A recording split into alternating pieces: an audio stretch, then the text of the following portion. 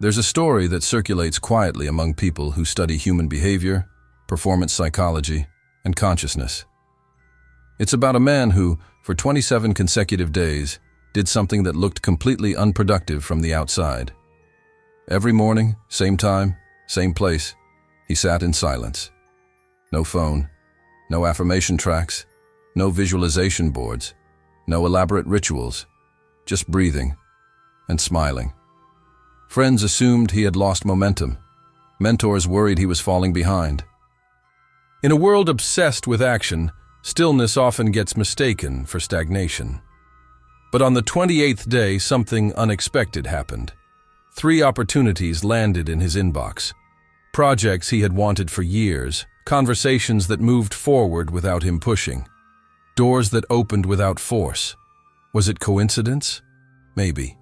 Or maybe something else was happening beneath the surface. Because during those 27 days, he wasn't doing nothing. He was recalibrating. He was letting go of an identity built entirely on effort. The belief that worth equals productivity. That more tension produces faster results. That if you stop pushing, everything collapses. And here's where this becomes relevant to you. Most people assume the world responds primarily to what they do. Strategies, actions, output. But increasingly, psychology, neuroscience, and behavioral research point to something deeper. Your internal state influences perception, decision-making, communication, and opportunity recognition far more than effort alone. In simple terms, the field of possibilities around you doesn't respond only to action. It responds to the state from which the action comes. You can execute the perfect plan while internally broadcasting urgency. You can visualize success while your nervous system still expects struggle. You can say you're aligned while subtly preparing for disappointment. And that internal contradiction creates noise.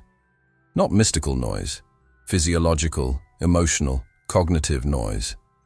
When thought, emotion, and behavior align, clarity increases, posture changes, communication becomes cleaner, decisions sharpen, and reality starts responding differently, not as reward, as reflection.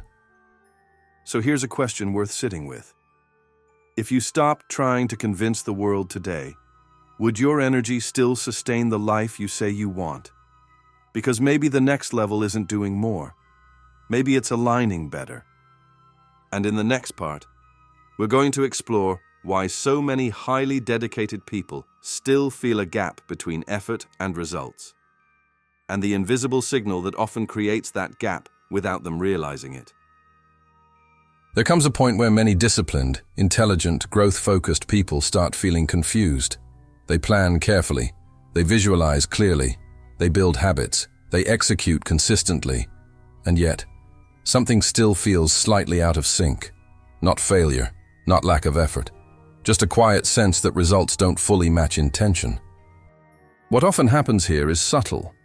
They're communicating with reality almost entirely through action, while a large part of how reality responds comes from internal state. This isn't mystical speculation. Behavioral psychology and neuroscience have long shown that your nervous system communicates before your conscious mind explains anything. Your body broadcasts first. Your words come later. That broadcast shows up in micro-facial expressions, tone of voice, timing of decisions, confidence signals others pick up subconsciously, even what opportunities you notice or overlook. 2 people can execute the exact same strategy, same script, same timing, same actions. One does it from calm certainty, the other from urgency and subtle doubt. Externally identical, internally very different. And those internal differences shape perception, interaction, and outcome. In physiological terms, this is often described as coherence. When emotional state, cognition, and behavior align, the nervous system becomes more efficient. Stress responses decrease. Cognitive flexibility improves. Decision-making sharpens. When they conflict, small signs appear. Slight tension in the chest, overthinking simple decisions, difficulty trusting progress, constant scanning for proof. Most people interpret this as external resistance, but often it's internal noise. Think of it like tuning a radio. The station exists, the signal exists, but interference distorts clarity. And here's the important shift. Reality doesn't respond only to what you intend consciously. It responds to the full signal you transmit, consciously and unconsciously. That explains why some people seem to move forward with less visible struggle. Not because they do less, but because they operate from a less fragmented state. Their action and internal posture match. And this naturally leads us deeper, because beneath emotional state, beneath momentary confidence or doubt, there's something even more influential. Identity. Not who you want to become, but who, quietly and automatically, you already believe you are. That identity shapes your baseline signal long before any action begins. And that's exactly where we're going next. Here's something most people don't notice while trying to change their lives. They set clear goals. They visualize outcomes. They repeat affirmations. They build plans. But the body isn't convinced. And that's not metaphorical. Your nervous system learns through emotional repetition. It encodes safety, risk, possibility, and limitation based on past experiences, not future intentions. So if, at some point, success felt unsafe, visibility felt exposing, money felt unstable, or love required constant effort, your system remembers. Then something interesting happens. Consciously, you might say, "I'm ready for expansion." But physiologically, your system might still read expansion as uncertainty. And when that mismatch exists, behavior subtly shifts. You hesitate before sending the email. You over-prepare simple tasks. You accept less than you could negotiate. You speed up unnecessarily, trying to outrun discomfort you don't fully see. This isn't self-sabotage. It's biological consistency. The brain prioritizes familiarity over novelty. Predictability over potential. That's why many people change strategies repeatedly, but still experience similar cycles. They update the plan without updating the internal baseline. A simple analogy helps here. Imagine two musical instruments tuned to the same frequency. When one vibrates, the other begins vibrating too, even without contact. That's resonance. Now imagine one instrument slightly out of tune. The sound still exists, but it carries distortion. In everyday life, that distortion often looks like persistent tension despite progress, difficulty sustaining success, a sense that something might collapse, constant monitoring for confirmation. Positive thinking alone rarely resolves this, because thought is only one layer of signaling. Emotional conditioning, physiology, and identity all contribute. When intention says abundance, but the body rehearses scarcity, the signal becomes mixed. When words express confidence but posture carries caution, the environment responds to the whole pattern, not as punishment, as feedback. This leads us to a deeper question. If your nervous system learned who you are through past repetition, who do you currently experience yourself to be? Not your aspirations, not your affirmations, your baseline identity. Because in the next block, we'll explore the most influential layer in this entire process. Identity as frequency, the silent code shaping what you allow, expect, and sustain long before outcomes appear. And that's where real recalibration begins. There's a question most people never pause long enough to ask. It's not, what do I want? It's not, which method works best? The real question is quieter. Who do I believe I am? Before anything happens. Because there's a profound difference between wanting something and seeing yourself as someone naturally compatible with it. And that perception rarely comes from affirmations alone. It comes from identity, the emotional and physiological self-image built over years. Identity isn't just mental, it's embodied. It shows up in ways so subtle you often don't notice. How comfortable you feel being seen, how much success feels normal versus surprising, whether rest feels safe or undeserved, how easily you expect things to work out. The brain is wired for predictability. It builds internal models based on past repetition. If historically recognition required extreme effort, you may unconsciously link worth to overexertion. Even when conditions change, identity tends to persist. And this creates a quiet phenomenon. You attempt expansion externally, while internally maintaining the same baseline expectations, not weakness, familiarity. Neuroscience sometimes refers to this as maintaining a coherent self-model. Your system prefers a predictable identity over an idealized but unstable one. That's why rapid external change can feel uncomfortable, sometimes even unsustainable. It's similar to installing advanced software on an outdated operating system. It may run temporarily, but friction appears. You may have experienced this as achievements that didn't feel fully satisfying, progress followed by unexpected regression, a subtle ceiling you couldn't explain. Often, identity is still calibrated to the past. And here's an important distinction.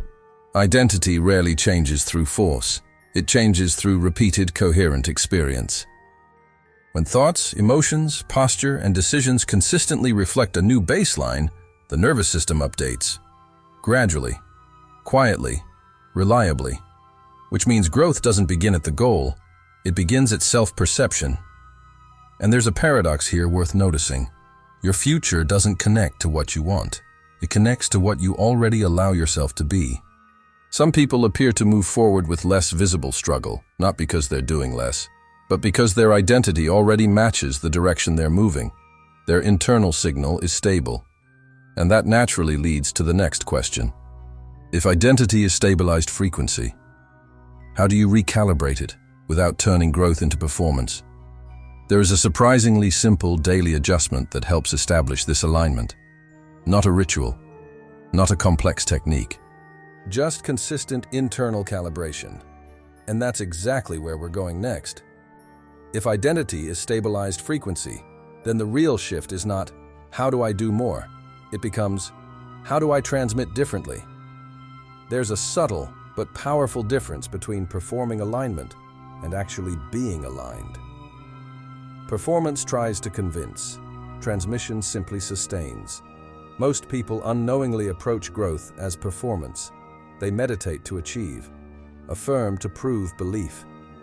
Visualize to accelerate results. And the moment something external doesn't respond fast enough, tension returns. But recalibration doesn't require intensity. It requires consistency. There is a simple adjustment you can use, not as ritual, but as daily baseline correction. You could call it a coherence pulse. It takes less than 2 minutes. The key is timing. Before you reach for your phone, before you read messages, before you consume the emotional field of the world. You transmit before you receive.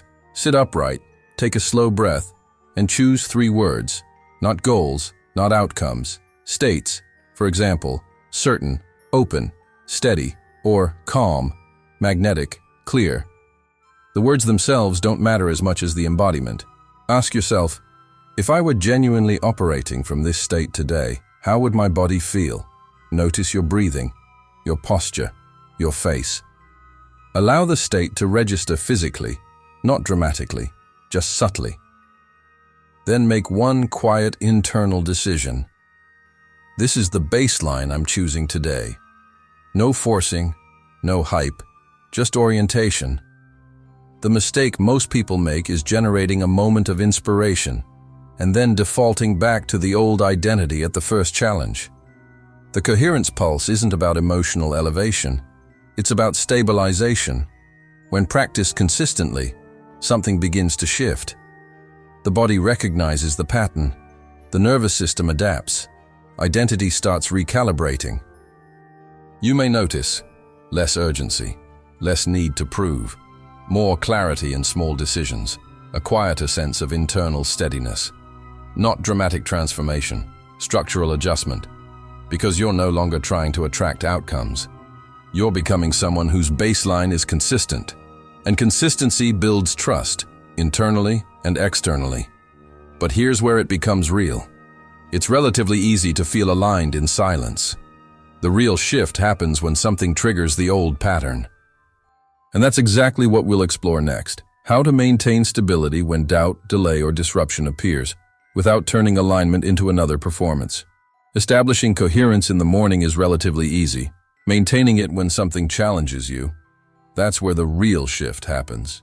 And this is often the moment people assume they've lost alignment. But alignment isn't something you lose. It's something you stabilize. Imagine this. You start your day grounded, breathing steady, clear about your internal state. Then something small happens. A delayed response, an unexpected message, a silence where you expected confirmation. Before thought even forms, the body reacts. Breath shortens, chest tightens slightly. Attention narrows. This is not failure. This is conditioning. The critical moment isn't the event. It's your micro-response. The old identity reacts automatically. It rushes to fix, seeks reassurance, questions progress, interprets uncertainty as risk. But the recalibrated identity does something different. It pauses. And that pause is not passivity. It's regulation. One slow breath can interrupt a conditioned response, not by suppressing emotion, but by signaling safety to the nervous system. That single moment of awareness carries disproportionate impact, because identity doesn't change through declarations. It changes through repeated micro-choices. Each time you choose not to react immediately, choose not to interpret delay as rejection, choose not to escalate internal pressure, you reinforce the updated baseline. Gradually, urgency softens, clarity increases, perception widens. You begin noticing possibilities that were previously filtered out by tension. Here's an important distinction.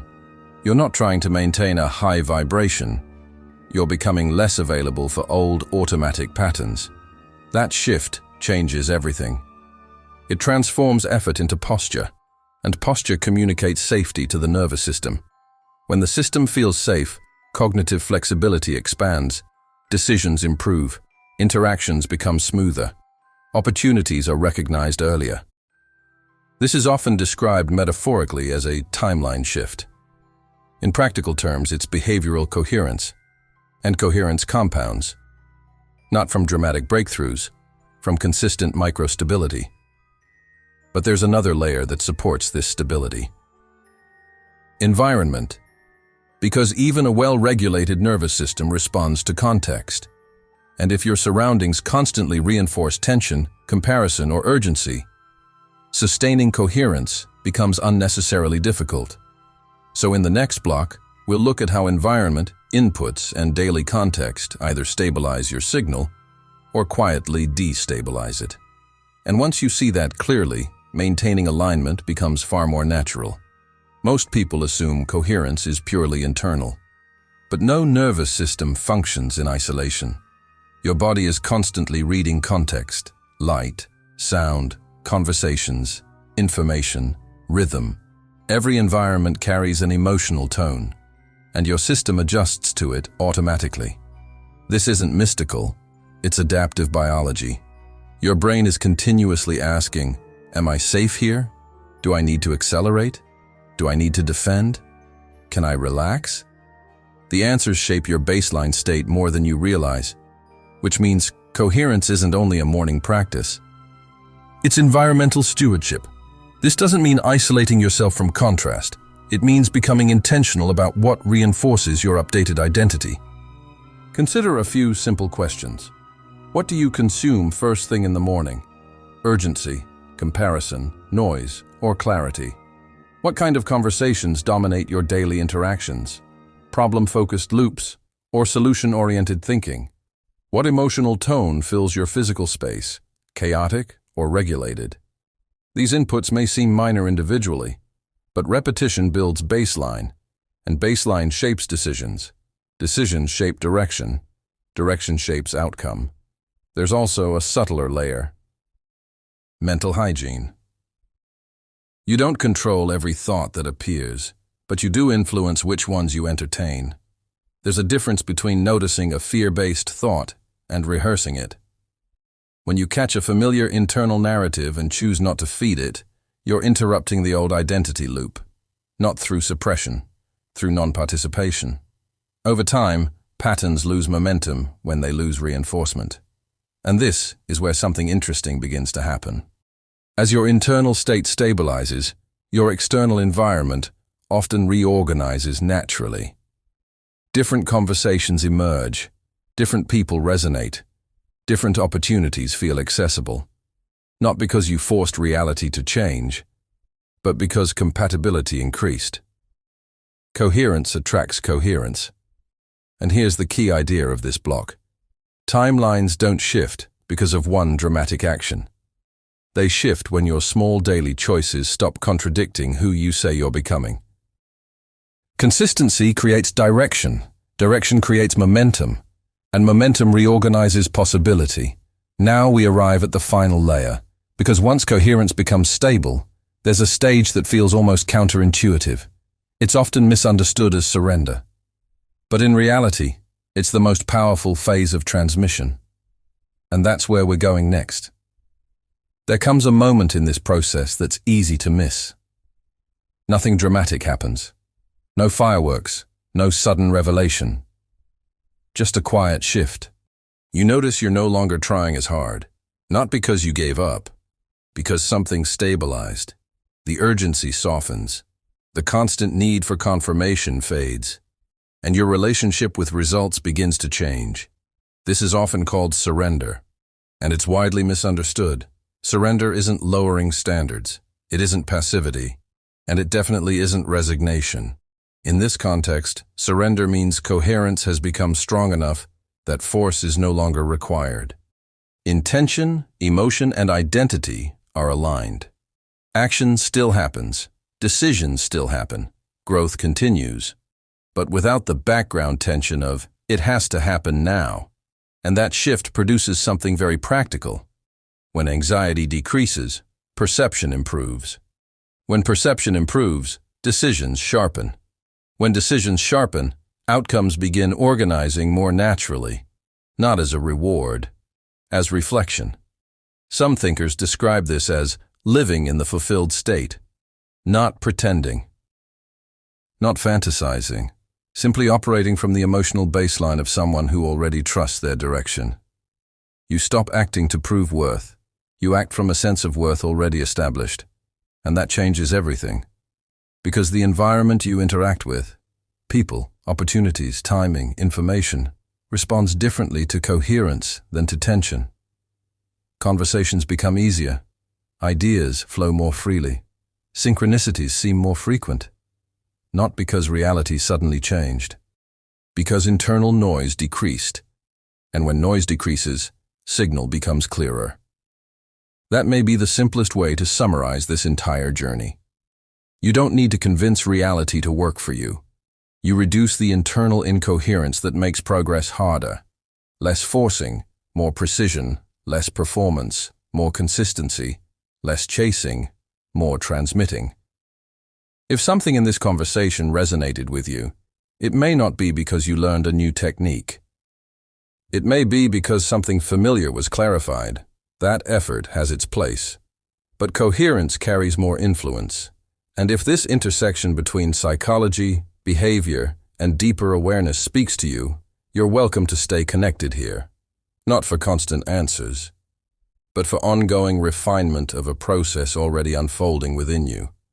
Because when the signal becomes clear, direction tends to follow. And often you realize it was never about pushing harder. It was about aligning more honestly.